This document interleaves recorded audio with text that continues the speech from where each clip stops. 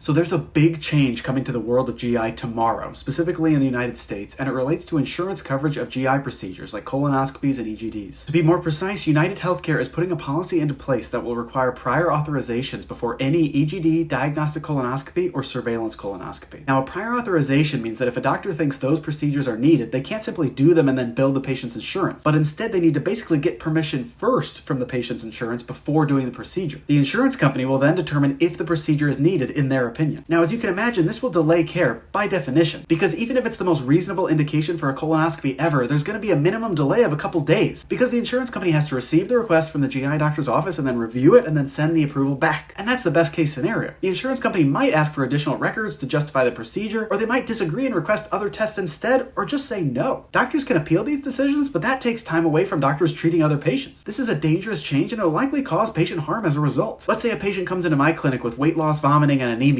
They need an urgent EGD to assess for cancer, but now I can't do it tomorrow morning because a prior authorization can't be obtained that quickly. Now, thankfully, this doesn't apply to screening colonoscopies, but ironically, those are the least urgent procedures that we perform. Now, the insurance company claims that this is being done to reduce the risk and cost of unnecessary procedures, but I think it's pretty clear that the insurance company is mainly concerned about paying for any excess procedures. I'm all for avoiding unnecessary procedures, but this is an overcorrection that'll delay thousands of reasonable procedures. Diseases could worsen, forcing patients to go to the ER instead. Cancers could spread before being even diagnosed. Patients could simply decide not to get procedures anymore if the prior authorization causes too much hassle or delay. But I guess if it saves a little bit of money,